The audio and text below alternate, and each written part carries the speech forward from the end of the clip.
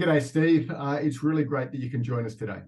Oh, it's good to be here, in Perth while you're in Sydney, while you've got sunshine by the looks of it. And we've Absolutely. It's beautifully cold here today.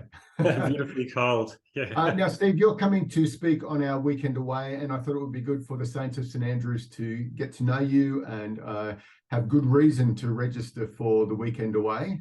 Do you want to just introduce yourself to us, tell us what you do, who's in your family, things like that? Yeah, sure. I'm Steve McApline. I've been involved in ministry, either church pastoring or church planting for nearly 3 decades in Perth, mostly in Perth, which is another country, by the way, for you people in New South Wales. And then also been involved in a lot of writing work. So I started writing a blog maybe 8 or 9 years ago, and that grew into writing and helping people think about through the issues of, especially around issues of where the culture is changing, but also issues around abuse situations in church, which I think we've had some experience in.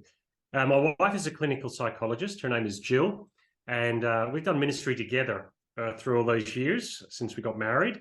And she's fairly savvy in thinking through the ministry thing as well, as far as burnout and sustainability for pastors in ministry, because things have changed a lot. I've got a 22-year-old daughter who's working in the church that I had originally planted, and she studies at Notre Dame University in Perth.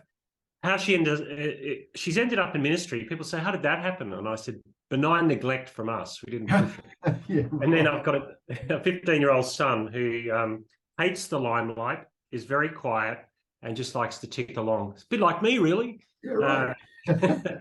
And so that's our family in Perth. So we're in that going out of teens or going into upper school for the last teen, and one child about to launch, I hope. Oh, awesome. Now, so you've had some experience in church, obviously, church planning, by what you were saying there, and working in other churches. But you're not doing that now. What are you doing now? Oh, yeah. Look, I work for City to City Australia as the Director for Cultural Engagement. And many of the things I've written, and this is what it's about, is how do we contextualise the gospel in the Australian setting? So City to City was Tim Keller's thing that he set up after he finished. It was finishing working as a senior pastor at Redeemer. And City to City in Australia is designed to help churches be healthy and evangelistic, be fruitful and faithful in our current context. And my role is to go around the country and help churches and Christian schools actually navigate the cultural moment we're in. Oh, I love it. Excellent.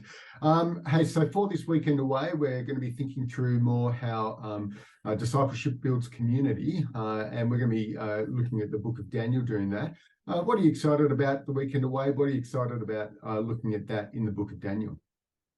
Yeah, look, I like spending time with churches for an elongated period of time if I'm doing Bible teaching with them, rather than just a one-off, because it's the conversations in community around lunch and morning tea and all those sorts of things where things happen. And it's also the book of Daniel is about what does it look like to be a faithful community in exile?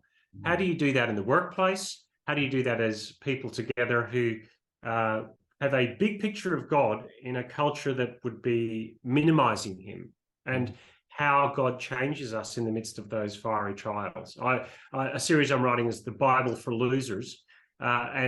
Because culturally, much of the Bible was written into a context where God's people weren't in charge of everything. And I think as communities, it's a pressure time, but how can we live faithfully as God's people is the question we're looking at.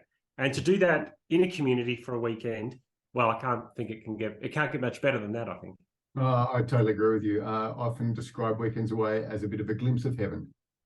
Yeah, and it can be the opposite as well, unless the betting's really good and the food's okay. So, well, mate, we've got a room with your name written on it, ready for you to come, and we're looking forward to many people joining us and learning from God's word together in that community and fellowshipping with one another. So, thanks, brother. We'll see you soon.